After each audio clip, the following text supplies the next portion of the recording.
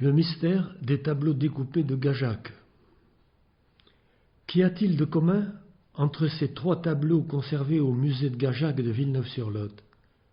Jésus, dans le temple parmi les docteurs de Coipel, Rêverie et Chevalier de Mine en Lorraine de Maurice Réallier-Dumas,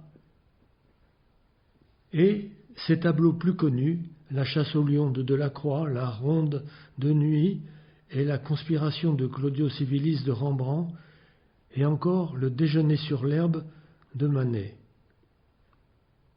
Leur point commun est d'avoir été découpés dans des circonstances très variées que nous allons essayer de découvrir.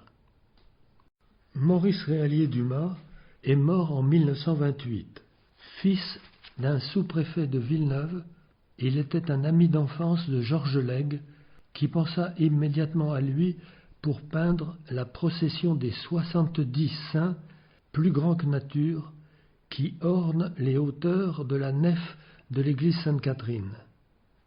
Réallier-Dumas habitait à Chatou, une belle maison proche de la maison Fournaise, point de ralliement des plus célèbres impressionnistes qu'il côtoya toute sa vie tout en restant du côté classique. Rêverie de Maurice Réallier-Dumas. C'est un tableau de 1,05 m sur 1,12 m, non daté, signé en bas et à droite, et entré dans les collections avec le don testamentaire de Réallier-Dumas en 1928. Une jeune fille pensive, assise sur un banc dans un parc, semble méditer sur les difficultés de la vie, symbolisées par les grands chardons en fleurs. Son fin visage est nimbé de lumière. Oui, mais voilà, la jeune fille n'est pas pensive, mais elle regarde attentivement une partie de tennis, comme en témoigne une gravure de Jeanne Mirmand, parue dans Le Monde illustré du 12 mai 1894 et qui reproduit le tableau original qui se nommait alors Tennis.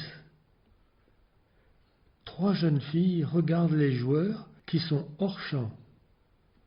On voit seulement le piquet qui tend le filet. Si on superpose les 2 images, on voit que les ciseaux ont peu épargné la toile d'origine. Outre la découpe, il y a eu des repeints faisant disparaître la jeune fille debout et le filet. Mais une curiosité est à signaler. Sur le dossier du banc demeure un pouce esselé qui n'a pas été effacé et appartenait à la jeune fille debout au milieu. Pourquoi ce découpage? Un accident survenu à la toile?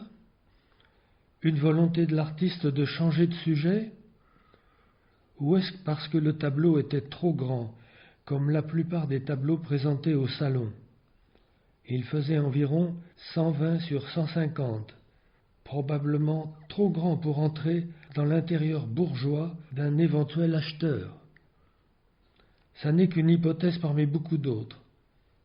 Et la jeune fille restera rêveuse et gardera son secret.